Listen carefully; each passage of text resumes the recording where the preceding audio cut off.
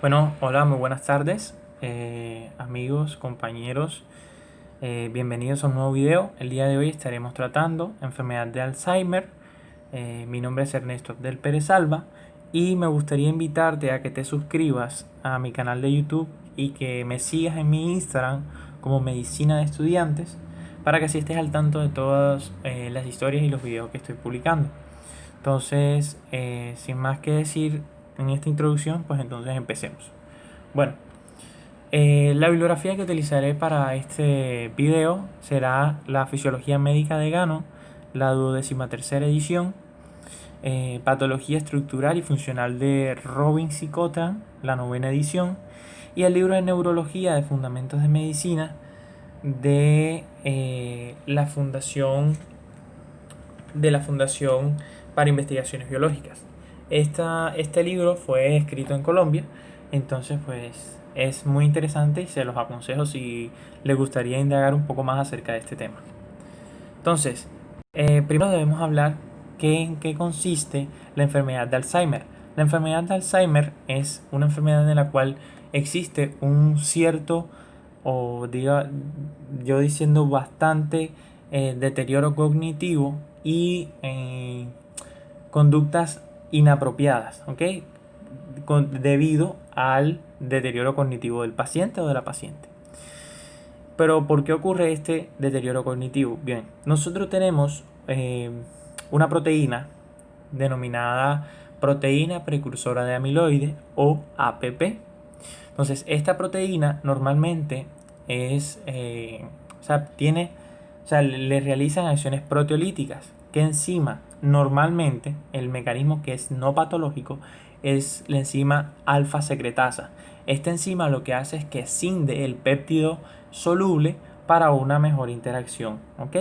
Entonces, en el mecanismo patológico, ¿cuál sería? Entonces, ya no va a ser la enzima alfa secretasa quien va a escindir el péptido, sino que se van a formar un péptido beta amiloide, debido a que esta proteína, la APP, va a ser escindida por beta secretasa y gamma secretasa. Entonces, una vez que se escinde esta proteína, entonces lo que va a causar esto es que van a formar proteínas beta amiloide y entonces se van a ir juntando para formar entonces los llamados oligómeros. Y después se forman las llamadas placas seniles que van a causar la interrupción neuronal. Por lo tanto, vamos a tener poca actividad y debido a esto es en gran parte el deterioro cognitivo. También vamos a presentar lo que les mencioné anteriormente es un indicador muy fuerte de enfermedad de Alzheimer, pero se tiene ya más como un indicador como un indicador más bajo, ¿ok? De enfermedad de Alzheimer, que en cual participa la proteína tau. Sabemos que la proteína tau es una proteína que cuando se fosforila participa en la o sea, en la función de los microtúbulos, ¿ok? Con su fosforilación, ¿ok? Entonces, esta fosforilación, en el caso de la enfermedad de Alzheimer, va a ser una hiperfosforilación. Por lo tanto, va a estar alterada la fosforilación de la proteína tau, por lo que van a estar alteradas las funciones de los microtúbulos, por lo que no van a tener las mismas funciones, por lo que van a traer ciertas consecuencias. Existen también factores genéticos, por ejemplo, en pacientes que presenten la apolipoproteína. Los pacientes con apolipoproteína, sabemos que esta proteína presenta tres alelos. El alelo E2, el alelo E3 y el alelo E4. Entonces, los pacientes que tengan apolipoproteína E2 y E3 no van a presentar, tienen mucho menos riesgo, o casi ninguno, de presentar enfermedad de Alzheimer. Pero los pacientes que tengan enfermedad de Alzheimer van a tener la poliproteína E4. Esta enfermedad es hereditaria, casi siempre representa el 5% de todos los casos de enfermedad de Alzheimer que se presentan en la población y es una enfermedad autosómica dominante, ¿ok? Entonces también se puede, el deterioro cognitivo en los pacientes también se debe a que una reacción inflamatoria, el cual nos puede causar tiene dos efectos. El primero, que nos puede quitar esas placas seniles que están interfiriendo en la sinapsis neuronal, o nos pueden o pueden ayudar a la degeneración de nuestro desarrollo cognitivo. ¿Ok? También existen biomarcadores, ¿ok? Que son más que todo para determinar ya enfermedad de Alzheimer en sí. Y entonces aquí es donde nos damos cuenta de que existen ciertos parámetros en los cuales podemos, o sea, ciertos, por ejemplo, que la proteína beta amiloide esté deficiente en el líquido cefalorraquídeo o esté disminuida. Entonces eso puede ser un indicador de enfermedad de Alzheimer. Pero como digo, esto no se va a presentar en fases iniciales, sino ya en fases más avanzadas. Entonces, bueno, debemos de saber por qué se le denomina enfermedad de Alzheimer. ¿A qué viene ese nombre? Bueno, entonces nosotros tenemos que, perdón,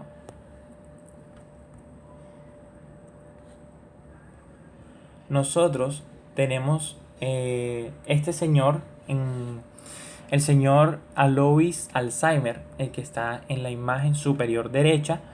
Este señor en 1906 diagnostica a una paciente, en el cual le hace una serie de preguntas y la paciente responde en la misma palabra a preguntas que ella no tenía nada que ver con lo que estaba respondiendo. Entonces, este señor diagnostica esta enfermedad en 1906 y en 1907 la registra como que existe la enfermedad, pero todavía no tenía un término acuñado a enfermedad de Alzheimer, sino que hasta 1910 el médico alemán psiquiatra Emil Kapelin diagnostica, o sea, ficha el término enfermedad de Alzheimer en su libro de psiquiatría en la 8ª edición. ¿Ok? Entonces, bueno, eso es un poco de historia para poder tener un poco más de cultura. Luego, debemos de empezar hablando sobre la genética de la enfermedad de Alzheimer. Esta imagen, esta tabla ya la tienen en mi Instagram. Si no me has seguido, te invito a que me suscribas, a que me sigas para que estés al tanto. Bueno, en esta tabla resumimos dónde se encuentra, por ejemplo, en este caso el locus AD1 se encuentra en el cromosoma 21, el gen APP, ¿ok? Las mutaciones, en qué tipo de mutaciones se observan. Entonces, se dice también que el gen para la enfermedad de Alzheimer es el mismo gen que se encuentra en los pacientes con síndrome de Down. Entonces, pero también se presentan en otros cromosomas. Por ejemplo, en el cromosoma 19, lo que estábamos hablando anteriormente, la polipoproteína E4. En el cromosoma 14 con la presenilina 1, que en este caso fue el gen S182, en cual se presentaron 25 mutaciones, pero esas 25 mutaciones fueron acá en Colombia, en la mutación paisa. ¿Ok? En la población paisa, ¿ok? Entonces, también vamos a tener en el cromosoma 1 la presenilina 2 con el gen STM2, que fue diagnosticada en los alemanes de Volga. Ahora, estos dos genes, S182 y STM2, son genes homólogos, ¿ok? Lo que se diagnosticaron en distintas poblaciones. Entonces vemos que las edades de inicio, en el caso del cromosoma 21, el gen APP, es de 50 a 60 años. En el caso de la poliproteína son pacientes mayores a 60 años. Y en el caso de la presenilina 1 y 2, en pacientes de entre 40 y 50 años es que se origina. ¿Ok? De donde empieza ese estadio.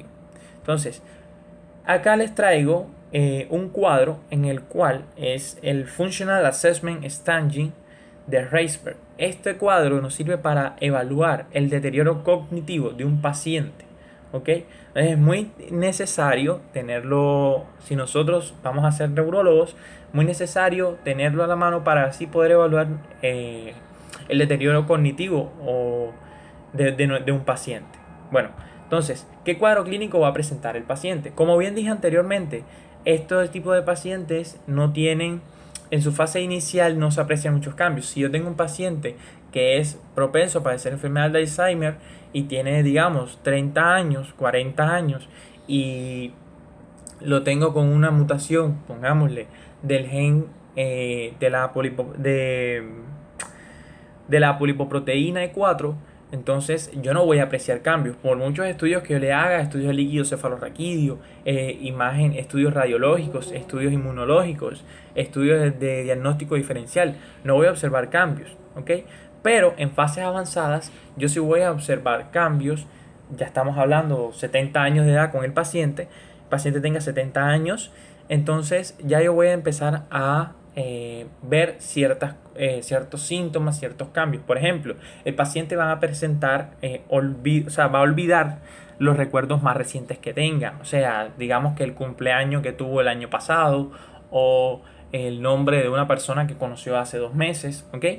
Entonces, el paciente, no solamente eso, sino también va a tener una pequeña alteraciones de las funciones prácticas. ¿Qué quiero decir con esto? Es la función en que nosotros le pedimos al paciente que dibuje, digamos, un triángulo, un cuadrado. Pintamos nosotros un triángulo, un cuadrado y una figura en 3D. Entonces el paciente va a ser capaz de pintar una que otra figura, pero no va a ser capaz de pintarlas todas. Entonces vamos a ver eso. También vamos a tener ansiedad, pero esta ansiedad que le genera al paciente es debida al insomnio que está presentando. Luego, en una segunda fase, vamos a tener hipertonía en los miembros inferiores, vamos a tener desorientación espacial y vamos a tener deterioro en el léxico. Aquí es donde entonces, en el deterioro del léxico, va a venir, primero, el paciente va a olvidar los sustantivos propios, o sea, los nombres de las personas, nombres de las cosas. Segundo, va a empezar a olvidar los sustantivos. Y por último, olvida los verbos. ¿Ok? Entonces, en esto es básicamente por eso el deterioro del léxico. Luego vamos a tener una hipertonía generalizada. Ya va a ser mayor la hipertonía. Vamos a tener un signo de la rueda dentada. Vamos a tener la degeneración de las praxias constructivas. Y ya por último, el paciente va a perder la deglución, va a perder un adecuado ritmo respiratorio, no va a controlar sus esfínteres. En esta enfermedad, a ver, para orientarnos, nosotros sabemos que nosotros aprendemos desde chiquitos de lo general a lo particular. En esta enfermedad nosotros vamos a olvidar de lo particular a lo general. Bien, entonces, pues bueno, estos son el cuadro clínico que se puede presentar en sus 3 estadios, en sus 3 fases, en la parte más avanzada de la enfermedad, que nosotros como médicos debemos de evidenciar a la hora de tratar a este tipo de pacientes.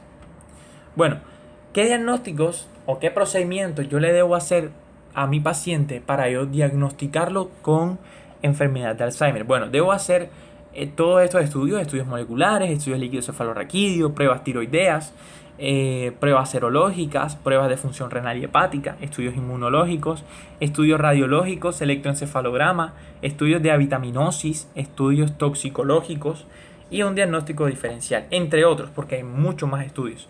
Pero ¿qué pasa? Estos estudios, cada cual no me va a dar, o sea, me va a dar una pequeña pista. ¿Por qué? Porque los voy a usar para descartar otro tipo de demencias que me pueden estar causando. Por ejemplo, en el caso de los estudios radiológicos, podemos utilizar una TAC, una tomografía axial computarizada. Entonces, cuando nosotros utilizamos el TAC de cráneo, o sea, solamente nos va a servir para descartar la presencia de hematoma subdural crónico, de hidrocefalia, de infartos múltiples, ¿ok? Pero también podemos utilizar, digamos, que las pruebas tiroideas. ¿Para qué me van a servir a mí hacerle al paciente las pruebas tiroideas? Para confirmarme la sospecha de un hipotiroidismo. O sea, en general se van a observar niveles de T3 y T4 bajos con una TSH que puede estar o alta o disminuida. Bien, entonces básicamente nos va a servir para descartar ciertos otros tipos de demencia que existen ya asociada, que podemos pensar que es Alzheimer cuando no lo es. ¿Ok? Bueno, como pronóstico y tratamiento de esta enfermedad de Alzheimer, nosotros actualmente no existe un fármaco que nosotros le suministremos a un paciente que sirva o sea, para quitar esta enfermedad. No existe. Primero se probaron con la colina, pero se evidenció un gran fracaso. ¿Por qué? Porque la colina no era suficiente para todo el daño neuronal que había en los pacientes o que ocurre en los pacientes con enfermedad de Alzheimer. Luego se prueba con leocitina. La leocitina dio resultados positivos en estos pacientes, pero no los deseados, ¿ok? Además, no se declara como tratamiento. Luego empezaron a probar surgió la fisostigmina vía subcutánea, pero este caso, o sea, dio resultados muy positivos, pero tampoco se considera un tratamiento. Solamente se realiza para que el desarrollo de la enfermedad sea más lento y el paciente pueda tener o sea, en mayor cantidad de tiempo un menor deterioro. ¿Ok? Luego existieron los anticolinesterásicos, o sea, estamos hablando de que la ribostigmina, estamos hablando de la galantamina, que también tuvieron el mismo efecto, el de demorar el desarrollo de esta enfermedad para que el paciente pudiera estar relacionado un poco más con su entorno y todo esto. Luego existió el modulador de glutamato, ¿ok?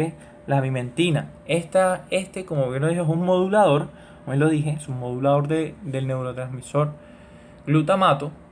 Entonces, lo que hace es que este fármaco se va a adherir al receptor NMDA, o sea, el receptor NAMDA, y entonces como se adhiere fuertemente, va a desbloquear y a bloquear el receptor, haciendo que se module y que se aproveche la mayor cantidad de glutamato posible para así retrasar un poco el desarrollo de esta enfermedad.